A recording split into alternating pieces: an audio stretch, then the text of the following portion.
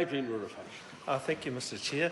Following my colleague Chris Hipkins, sir, on this very issue of employment-based trainee teacher positions, the question that he actually asked was around the school teacher entitlement and where does this position fit into that question, and I don't think the Minister actually addressed that issue. And so I'm asking it again.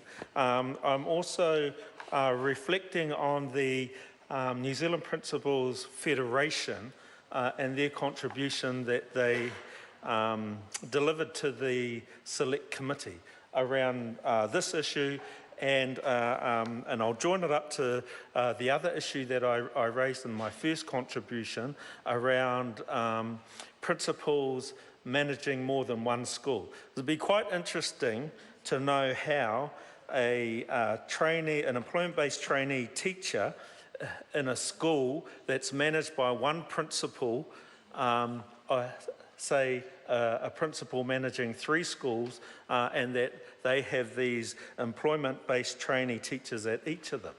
Now, that would be interesting, and I go back to my original point in my first contribution of how a principal would be able to manage a school under the current condition, but adding another layer of required support for employment-based trainee teachers.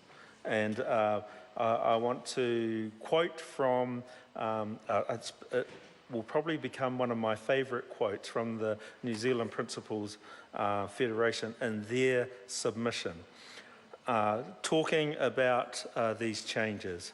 On the surface, they might be described as a collection of ill-conceived, baseless changes which lack any intelligent rationale.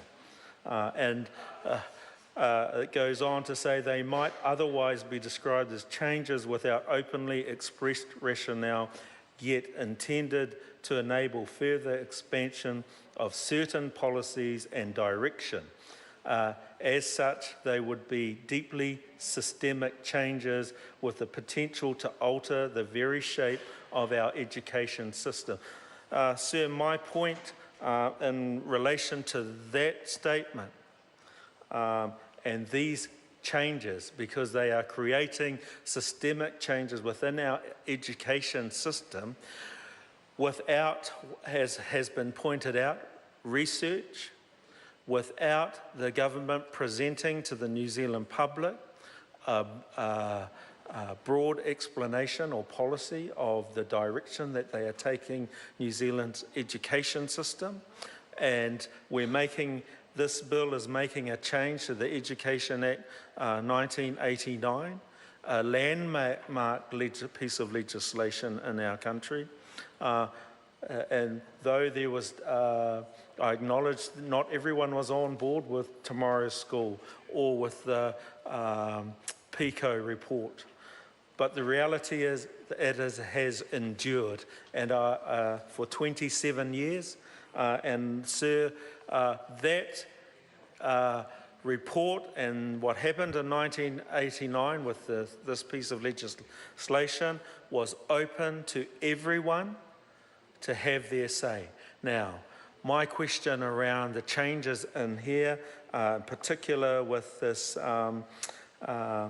employment-based trainee teachers, where was the public debate on this issue? It didn't happen. It didn't even make it into the first reading of this bill.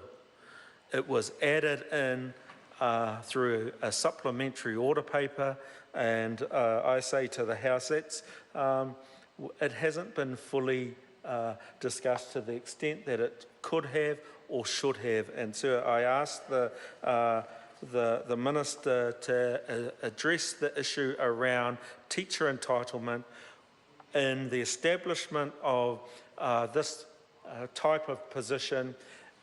Is it included in the current teacher entitlement that each school has? Thank you, sir.